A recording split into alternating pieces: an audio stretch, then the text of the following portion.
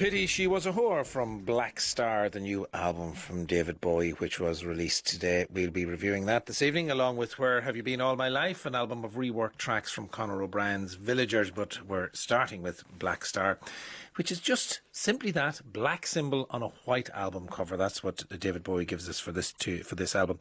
John, with me in studio, by the way, I should say John Maher and Roisin Dwyer.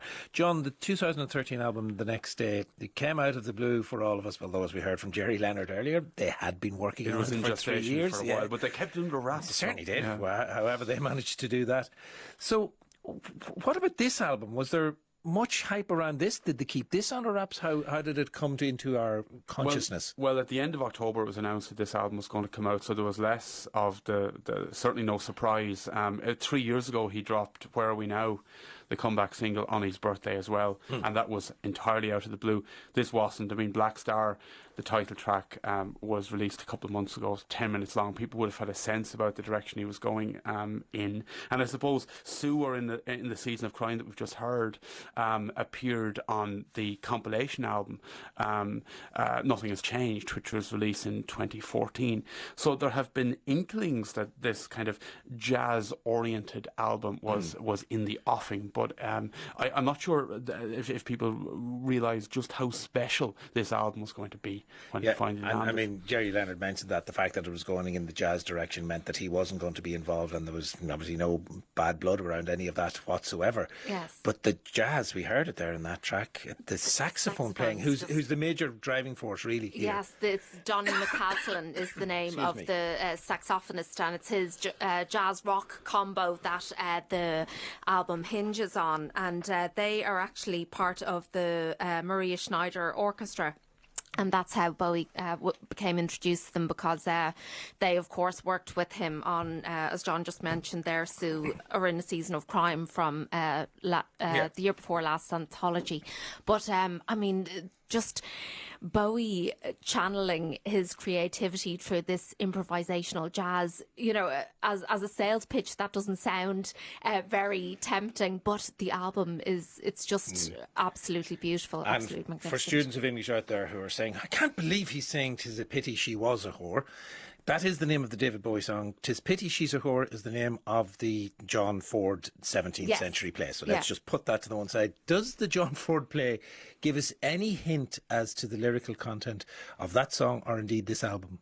No, not particularly that song. And the lyrics on this album, they're very multifaceted. You can't tell whether Bowie is speaking in character in a song, whether some of them, some of the lyrics might be an indication of where he is at as an artist. There's the refrain in BLACKSTAR, the title track, I am not a pop star.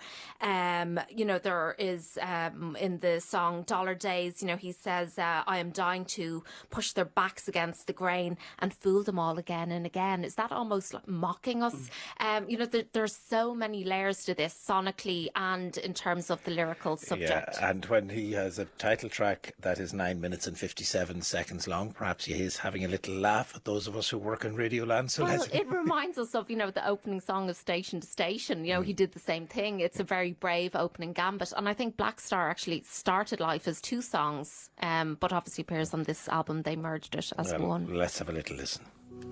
It's the title track from David Bowie's latest album, BLACKSTAR, 10 minutes, and you can listen to all 10 minutes of it. Yeah, in fact, it's quite an easy listen, that 10 minutes. It is, and there's so much happening in that song as well. I mean, there's a break in the centre where it goes into an entirely new direction. And you were talking about the lyrics too as we were listening there, John, on the day of execution, comes around a few times there. Yeah, I mean, Donny McCaslin has talked about ISIS and the fact that Bowie said to him that maybe that's an inspiration. Although Tony Visconti in a Rolling Stone interview said that was the first he'd heard of it, and Visconti has of course worked with Bowie for so long and produces this album. And Visconti has talked about the Bowie's long-term approach was the cut-up lyrics approach, where you actually splice different things together that don't necessarily make sense. And he was doing that back with Eno in the late 70s in Berlin. And certainly when you listen to some of the lyrics here, it has that kind of feel. But that doesn't detract at all. In fact, if anything, it's the fact that the songs aren't immediately accessible. that makes it really exciting as well. I mean, you kind of wonder, what is he talking about here? Is he talking about himself, about people close to him? There's so many questions and answers that are difficult to probe in a way. Yeah, but then you have songs like Girl Loves Me or Dollar Days, which are it's actually not, it's only a 7-track album. I was going to say in the middle of the track listing, but they're not. There only are 7 tracks on the album in total. And there's almost a rap feel in some ways in there. Do we know what the influences are there? Well, I mean, in the titles anyway. Yeah, well, Tony Visconti said that they actually listened to a lot of Kendrick Lamar when they were making the record, and that wasn't because they wanted to ape Kendrick Lamar, but just Kendrick Lamar is someone who can sort of turn genres on their heads, and the intention was to avoid rock and roll completely, which they have done. Sure. They have done, and yeah, it's interesting. You know, in the lyrics of "Girl Loves Me," some of the lyrics come from Polari, which I had to read up on this. It was a form of British slang used by gay men in the middle of the 20th century. So it's Bowie once again just taking inspiration from every possible angle and splicing it all into a piece of art, as only he can. Here's a little bit of Girl Loves Me. Tina's all sound so titty up this mouth check say.